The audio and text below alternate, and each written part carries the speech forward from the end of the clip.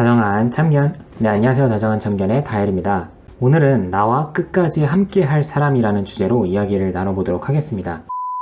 오늘의 내용은 내가 어떤 사람을 만나야 오래 갈지, 그리고 지금 만나고 있는 사람이나 만났던 사람과 잘 된다면 어디까지 갈 수 있을지, 이런 부분에 대해서 기준이 될 거라고 생각을 합니다. 연애를 오랜 기간 이어가다 보면 상대방에게 권태로운 감정을 느낄 수도 있고 익숙함에 속아서 소중함을 잃어버리게 되는 경우도 있습니다. 그러면서 싸움의 빈도수가 늘기도 하면서 이 사람과 헤어져야 되나? 다른 사람을 만나야 하나? 고민을 하기도 하죠. 분명히 우리가 과거에는 즐겁고 행복하기만 했는데 지금은 내가 변한 건지 상대가 변한 건지 아니면 원래 우리가 잘 안 맞았던 건지 생각을 하기도 하죠. 이렇게 생각해야 될 부분이 많기 때문에 연애는 항상 좋으면서도 어렵습니다. 주변에서 이런 말을 많이 들으셨을 거예요.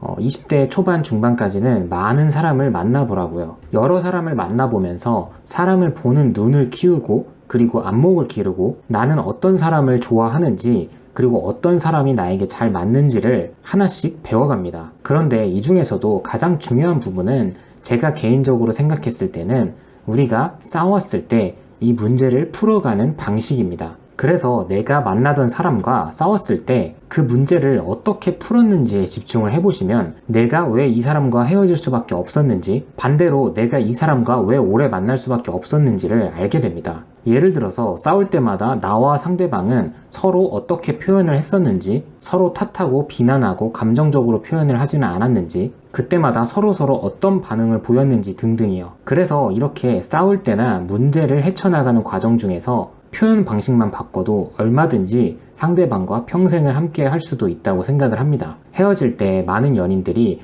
우리는 서로 안 맞는 것 같다라고 이야기를 하면서 헤어지지만 사실 안 맞는다는 건 우리가 어떤 문제에 직면했을 때 이 문제를 풀어가는 방식이 안 맞는다라는 의미라고 생각을 합니다. 애초에 처음부터 서로 좋아하는 음식, 성향, 스타일, 그리고 유머 코드 등 이런 것들이 안 맞는다면 연애를 이어가는 것 자체가 힘들겠죠. 만나더라도 오래가지 못할 거고요. 하지만 서로 어느 정도 오랜 기간 연애를 이어왔는데 마지막에 가서야 안 맞는다라는 말을 한다는 건 결국에 나 또는 상대방이 해결되지 않는 문제 앞에서 무릎을 꿇었다는 거예요. 어떤 문제가 일어났고 이 문제가 해결되는 과정에서 결국에 내 마음이 해소가 되지 않고 매번 쌓이기만 하다 보니 이 사람과 계속 만나면 내가 스트레스가 더 많이 쌓이겠다 생각을 하는 거죠. 결국에 이 스트레스의 크기가 사랑의 크기만큼 커져버리면 앞으로는 답이 없다라는 것도 알고 있는 거고요. 그래서 내가 이 사람과 잘 될 수 있을지, 오래 갈 수 있을지를 판단하는 기준은 우리가 그동안 문제를 얼마나 잘 풀었냐입니다. 당연히 적게 싸우면 좋겠지만 아예 안 싸울 수는 없어요.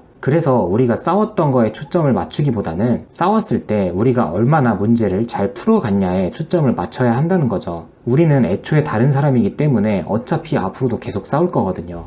그래서 여러분들은 누군가를 만나실 때 항상 좋은 점만 보려고 하지 마시고 이성적으로 생각을 하며 꼭 단점도 함께 봐야 합니다. 가끔 헤어진 연인 또는 지금 헤어짐을 고민하고 있는 분들이 상대방을 표현할 때 그 사람은 나한테 이런 걸 잘해줬고 그래서 이런 부분이 좋았고 잘 맞았던 것 같다. 그래서 다시 연락을 해야 하나 고민이 된다. 또는 만나고 계신 분들은 그래서 이 사람과 계속 만나야 할지 헤어져야 할지 고민이 된다. 이런 식으로 말씀을 하시는데요. 우리가 연애를 시작한 이상 상대방이 나한테 잘해줬고 내가 행복했다는 건 너무나도 당연한 이야기입니다. 나한테 연락 잘해주고 가끔은 선물도 해주고 시간 내서 데이트하고 이런 건 너무나도 지극히 당연한 일이기 때문에 이런 부분에 하나하나 의미부여를 하실 필요는 없다는 거예요. 연애는 행복하려고 하는 거고 누구나 연애를 시작할 때는 상대방에게 사랑을 주고 싶어 하고 동시에 사랑을 받고 싶어 합니다. 하지만 이런 사랑이 지속되려면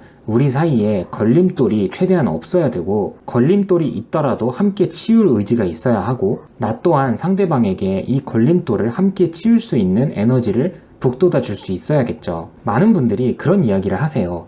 상대방은 회피형입니다. 그래서 우리가 싸웠을 때 다 피하려고만 한다. 그래서 문제가 해결되지 않아서 답답하다. 이 사람은 아닌 것 같다 라고 말이죠. 그런데 생각을 해보면 그 사람이 처음부터 회피형이었을까요? 다른 사람을 만났을 때도 그렇고 앞으로도 그럴까요? 저는 그렇다고 생각하지 않습니다. 어쩌면 내가 상대방을 회피형으로 만든 건 아닐까? 한 번쯤은 생각을 해보셔야 합니다. 애초에 이런 말을 하는 순간에도 상대방이 회피형이라고 비난을 하고 있다면 평소에 상대에게 말을 할 때도 항상 상대를 탓하는, 상대를 비난하는 그런 말투였을 거라고 생각을 합니다. 그러니 애초에 소심하거나 보수적인 사람은 더 말을 못 꺼내게 되겠죠. 이렇듯 연애에서 어떤 문제가 일어나면 절대 한쪽만의 잘못일 수가 없어요. 크고 작고의 차이는 있겠지만 결국에 둘 다 함께 잘못을 한 거죠. 연애 기간이 길어지면서 이런저런 문제를 겪으면서 서로 문제를 해결하지 못하거나 사소한 일이어서 그냥 넘어가는 일이 많았었다면 이런 것들이 쌓이고 쌓여서 결국에 무의식 중에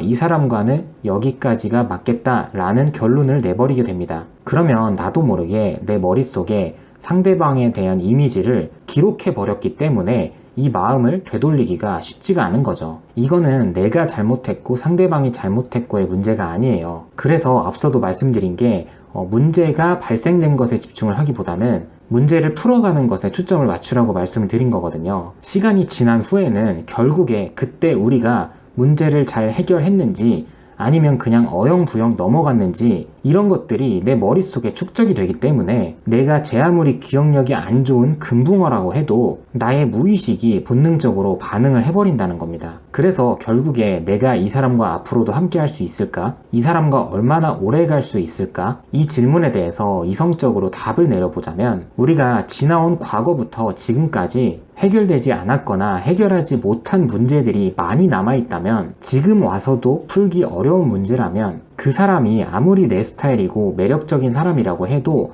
이런 좋은 면만 보고 만남을 지속하기란 현실적으로 어렵다고 생각을 합니다. 결국에 나도 상대를 비난하지 않고 누가 들어도 예쁜 표현을 쓰면서 상대방과 함께 이 문제를 풀어가려고 하고 이 부분을 수긍하려고 하는 사람을 만나면 오래 갈 수 있고 어쩌면 평생을 함께 할 수도 있다고 생각을 합니다.